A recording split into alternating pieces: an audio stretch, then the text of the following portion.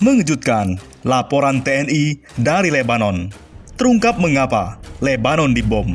Siapa di balik ledakan dahsyat Lebanon? Hingga heboh, benda yang diduga roket. Sebanyak 1.234 personel TNI, anggota Satgas Kontingen Garuda, yang tergabung dalam United Nations Interim Force in Lebanon atau UNIFIL yang tengah bertugas di Lebanon, dipastikan aman dari ledakan besar yang kemudian memicu gempa di ibu kota Beirut. Kondisi Satgas dalam keadaan aman, kata Komandan Pusat Misi Pasukan Perdamaian PMPP TNI Mayor Jenderal Victor Hasudungan Simatupang Rabu 5 Agustus. Meskipun demikian, Victor mengatakan kemungkinan pihaknya mengalami kerugian dari ledakan di Beirut tersebut.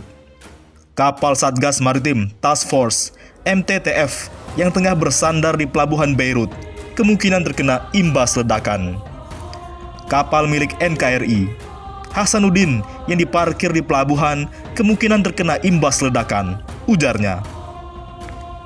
Victor menyebut pihaknya langsung ikut membantu penanganan dan evakuasi para korban ledakan yang berasal dari sebuah gudang yang menyimpan 2.750 ton amonium nitrat. Satu unit ambulans bersama anggota Satgas Hospital Level 2 telah diberangkatkan ke Beirut dari Naqoura. Sekarang sedang meluncur ke Beirut untuk membantu evakuasi, katanya. Juru bicara Kementerian Luar Negeri Indonesia, Tengku Faizasyah, mengatakan satu warga Indonesia mengalami luka akibat peristiwa ledakan di pelabuhan Beirut tersebut. Faizasyah menyatakan WNI itu sudah dikontak oleh Kedutaan Besar Republik Indonesia di Beirut. Menurutnya, secara umum, kondisi WNI di Lebanon dalam kondisi baik pasca ledakan. Setidaknya 70 orang tewas dan lebih dari 4.000 orang terluka akibat ledakan yang terjadi sekitar pukul 18 waktu setempat.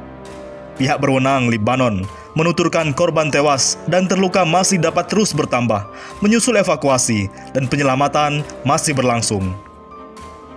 Oleh karena itu, timbul pengamatan dan analisis dari intelijen. Ledakan besar yang disebut seperti bom atom atau bom nuklir ini menimbulkan berbagai spekulasi. Apakah cuma insiden meledak atau by design? Pengamat Timur Tengah Dr. Nandang Burhanuddin menyatakan dibom.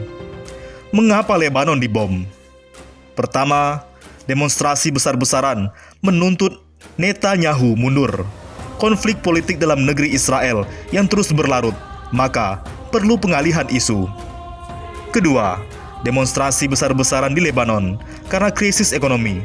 Hutang meroket ke IMF sampai 90 billion dolar. Nilai mata uang jatuh 80%. Harga-harga meroket naik, maka perlu pengalihan isu. Ketiga, kekalahan Hizbullah yang didukung Iran di Idlib, Syria, serta tuntunan untuk membubarkan Hizbullah, maka perlu pengalihan isu. Itu analisis dari Indonesia. Hingga heboh muncul benda misterius, diduga roket saat ledakan dahsyat Lebanon. Yang paling menarik, tentu pernyataan Presiden Amerika Serikat Donald Trump. Dalam siaran resmi di Gedung Putih Selasa pagi, 5 Agustus 2020, dia menyebutkan ledakan itu dicurigai berasal dari bom yang disebutnya merupakan bagian dari sebuah serangan terhadap Lebanon. Sepertinya itu didasarkan pada ledakan.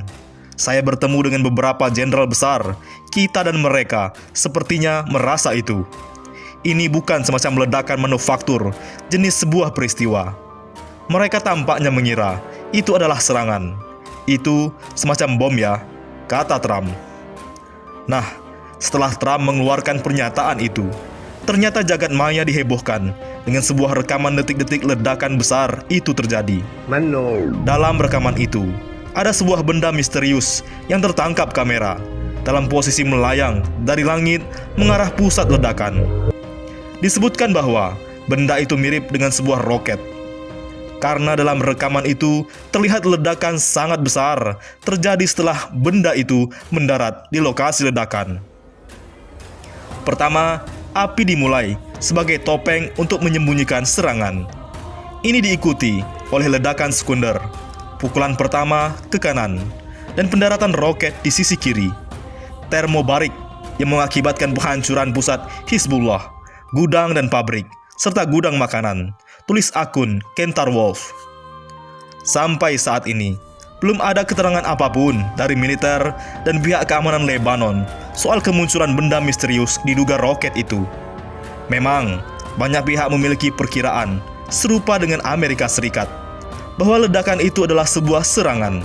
Sebab, jika melihat kondisi keamanan Lebanon belakangan ini, memang ada potensi negara itu rawan diserang.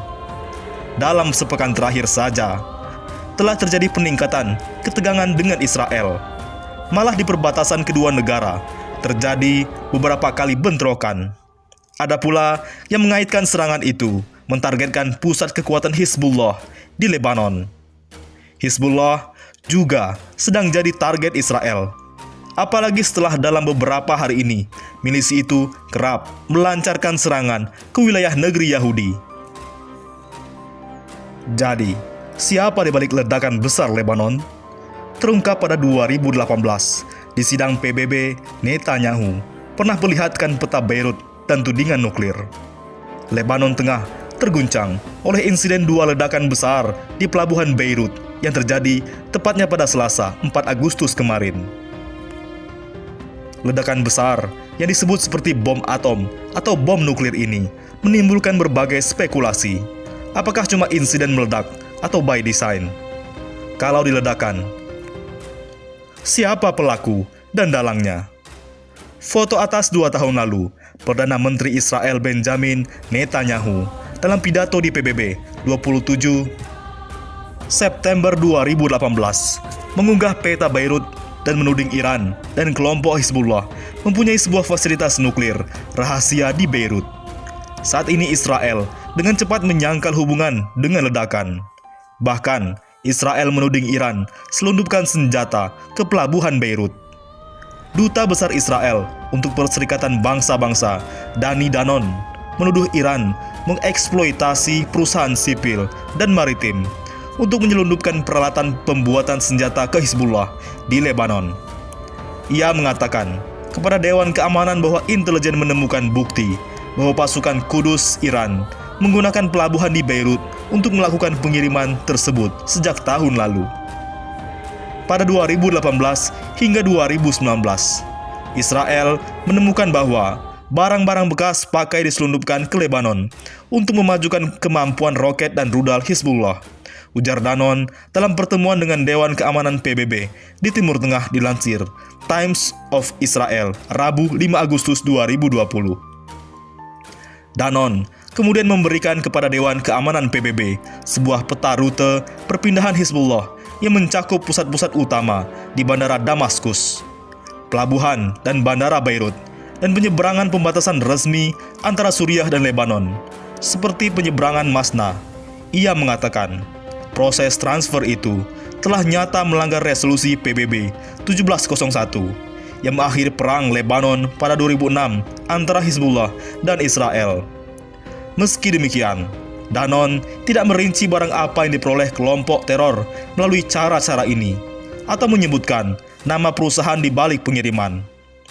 Beberapa komandan Hizbullah sebelumnya menyatakan bahwa kelompok itu mengerahkan pasukan untuk persiapan potensi perang dengan Israel, sekaligus memperingatkan bahwa tekanan yang meningkat dari sanksi Amerika Serikat terhadap Teheran dapat memicu konflik seperti itu lebih cepat terjadi.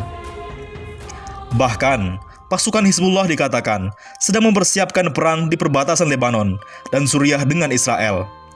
Para personel di kelompok itu mengaku lebih siap untuk menghadapi Israel dibanding 2006. Setelah mengirim ribuan orang untuk berperang bersama pasukan Presiden Suriah Bashar al-Assad. Hizbullah merupakan kelompok yang didukung dan didanai oleh Iran dan digolongkan sebagai organisasi teroris oleh Amerika Serikat dan sejumlah negara lainnya. Hizbullah saat ini mendominasi politik Lebanon dan mendukung pemerintahan yang dipimpin oleh Perdana Menteri Hasan Diab. Bagaimana menurut pendapat Anda?